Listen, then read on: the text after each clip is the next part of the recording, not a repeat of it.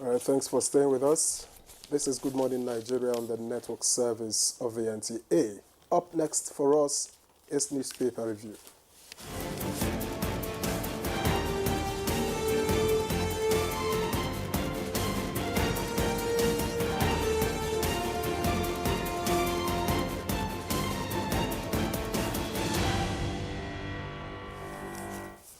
All right, we have Chukwudi Okolugbaja with us this morning for the newspaper review. Good to see you.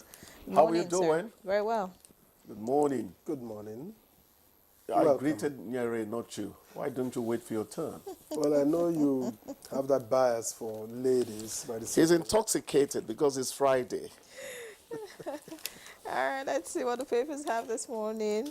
Let's begin with the Daily Trust. The Daily Trust leads with presidency to withdraw controversial tax reform bills. The riders, NEC demands more consultations, proposed legislations not against North, according to Bayo Onanuga. That's on page 4. Above that, flood kills 321 in 34 states, affects 1.4 million people. Not a cheering one there. And on page 6, top bank executives under probe. That's according to the EFCC. On page 7, you can find we've not received any payment for petrol from marketers.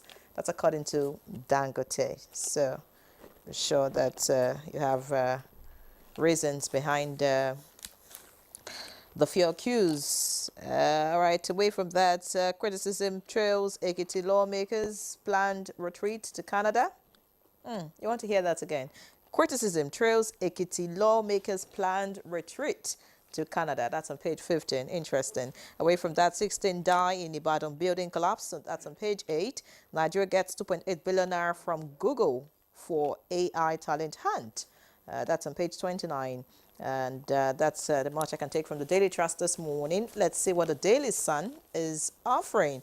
The Daily Sun leads with EFCC explains trial of 4 ex-governors, 3 former ministers, and lists achievements. Details on page 6 of the Daily Sun. Governors back sale payment of crude oil in Naira. And below the picture story, of course, we can see the picture of the Vice President here, Kashim Shettima, the Finance Minister, Wale Edu, Minister of Budget and National Planning, and, some other key government officials at the NEC meeting yesterday. And below that, we have presidency to governors, proposed tax reform bills, not against North. And of course, the update on flood, over 1.3 million affected by flood, 321 lives lost in 34 states. That happens to be on all the papers this morning. And finally this morning, on the front page of the Daily Sun, we have concentrate on your manifestos. Ganduje advises Edo governor-elect. That's on page 26.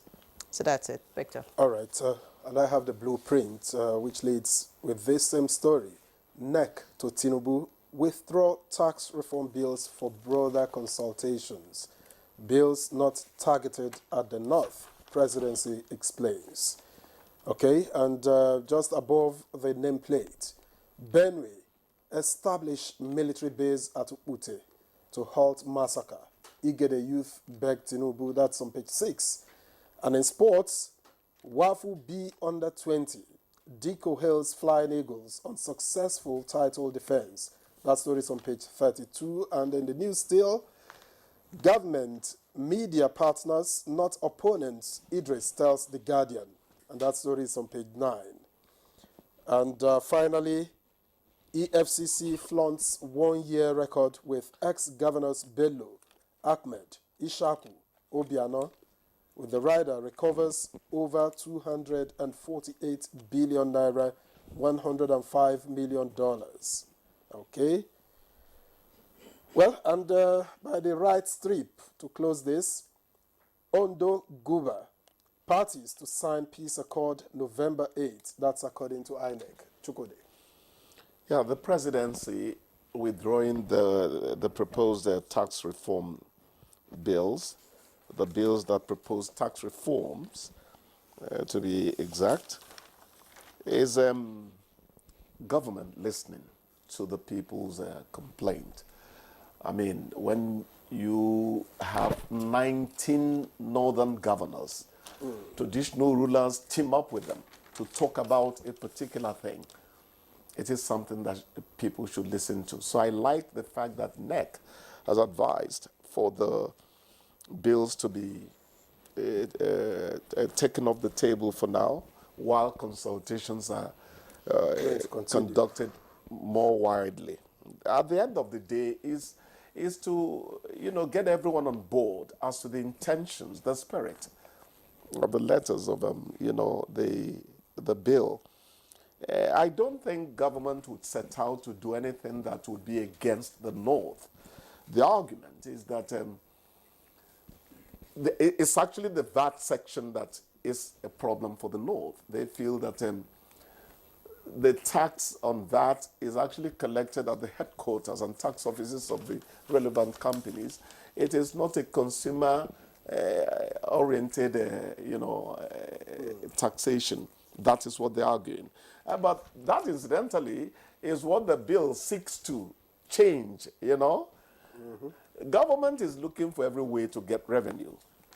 But in these days of hardship, people are sensitive as to how you are collecting that money. Including state governments. Because the money might actually not be there. Let them talk. I always end with let them jaw. There's nothing that cannot be settled if men would agree to settle down and talk about those things. Indeed. Dangote is saying that, I'm talking about the company now, that they have not received any payment, direct payment from oil marketers. That implies that NNPCL is still handling the off-taker role. It takes and gives to the other people. The last time I said, is it not time for them to come out and tell us whether subsidy has been completely removed, whether it is now a willing buyer, willing seller arrangement, in which case anyone who can buy and is licensed to buy can actually go directly to buy the PMS particularly. I think it is time we resolved those issues so that people are not left with gray areas that speculation begins to befriend. Make transparent and clear things that should be transparently clear. That is my take on it. The third issue I want to address is stop bank executives under probe. That's the EFCC. I wouldn't say blowing its own trumpet, giving a record of what it has done so far. Actually mentioned some governors who are undergoing, scrutiny by them. For some reason, I don't know, I don't really see this EFCC as robust as some of the previous ones. Maybe it's my impression, but I want to see more action from them. And let's talk. Well, let's talk and more action somehow. I don't know. Maybe it's my opinion, whatever it is. Let them get to work on getting those who may be doing things that sabotage this economy. Bring them to book. Of course, when you hear that top bank executives are being probed, the first thing you think about is, I hope they are not doing anything that is going to cause distress. And Victor's few naira notes will be endangered, I hear you've started digging holes and putting your money in there. I haven't even found the strength to dig the holes. That's because you don't have money to hide. But the CBN keeps giving assurances that our banks are formidable at the moment, and yes. The fact that these banks are formidable means that you cannot lose your money no matter what happens to the executives. Yeah, and the bank that just got liquidated the other day, people have not complained about not getting their money. Exactly. So CBN, NDIC to be precise, are doing their job. All right, talking about money. It's a lot of assurance in terms of financial health. Depositors, safety of depositors' money. Yeah, talking about money and following the money as journalists, of course, the issues in Ekiti at the moment about lawmakers planning a retreat in Canada is causing... Are you sure they don't want to go and temporarily further their education? Anyways, the speaker, Yes. Ari Basoye, has come out to say, well, yes, they're actually going to Canada for a retreat, Yes. and it will not be the last. That it is aimed at making them, deliver on their mandate. According to him, it is self-sponsored. But some people have come out to say whether self-sponsored or government-sponsored. That is it's the not, point. You could give the wrong impression by your actions in a time of austerity, in a time of hardship. Body language matters now. Exactly. Let me play the devil's Do you understand? advocate. Yes. It might seem that they will get bigger inspiration in Canada, inspiration they can't find anywhere in Nigeria.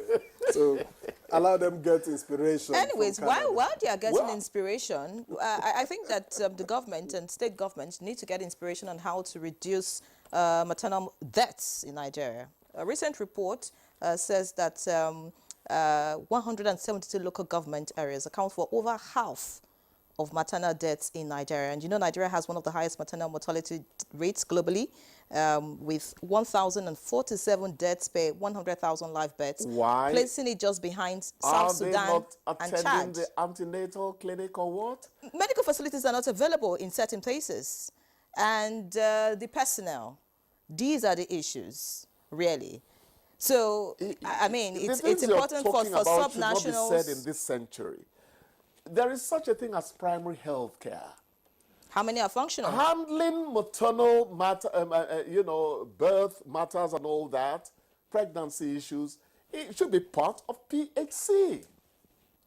You don't jeopardize the life of a woman because she wants to populate the country more so we get more productive. These are things that are a given in climes that actually respect the people's health. So I don't feel particularly happy that this is popping up.